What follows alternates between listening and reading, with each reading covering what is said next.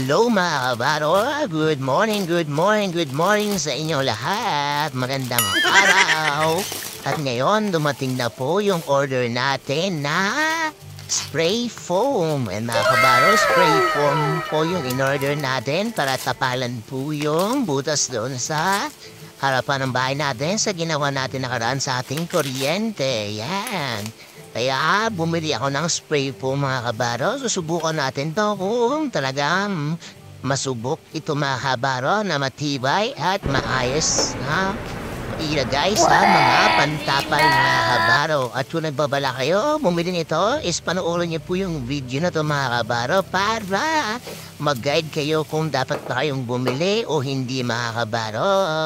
Disclaimer po mga kabaro, hindi po tayo sponsor nito mga kabaro. Iating ita-try lang po yung product na ito. Ito po yung pangalan na binili ko po na spray foam mga kabaro. Makikita niyo po yan sa Shopee or sa Lazada. Kaya tingnan niyo po mga kabaro yung ating gagawin dito. Yan po yung crop na ating lalagyan ng spray po mga kabaro. Yan, nakikita niyo diba? Yan, lalagyan muna natin siya ng kahoy.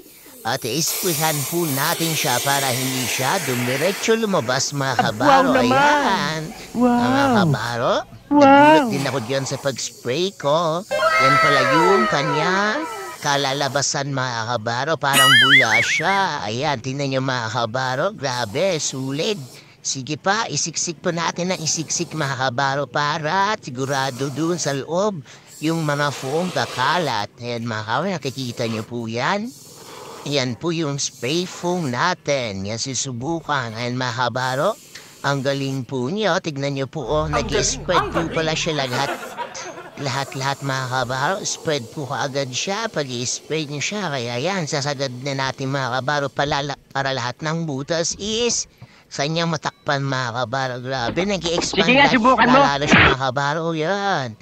Yan, tignan niyo mga kabaro, nag-expand talaga siya. Pag-i-spray yung siya mga kabaro, kaya magtatabunan talaga ng butas, kahit gano'n pakalaki, yan.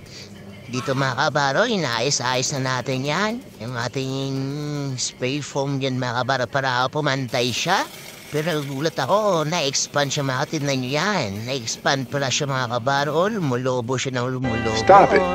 At Get yan ang some help. mga kabaro ang kinalabasan ng medyo na tuyo-tuyo na siya o talagang tuyo na siya mga kabaro kasi ganyan siya mga kabaro pang natuyo para siyang styrofoam. Tingnan niyo mga kabaro yan. Ganda na pagkakahiwa natin. May kulay ba yung ating cutter? And mga kabaro, oh, tingnan niyo napakalaki. Parang styrofoam na talaga siya mga kabaro. Yan, tingnan niyo. Yan. Galing sulit ah. Ganda. Hindi na mababasa yung ating kuryente dito mga kabaro na ginawa nakaraan. Ayan, tingnan niyo ang pagkakayuan. Gabi eh.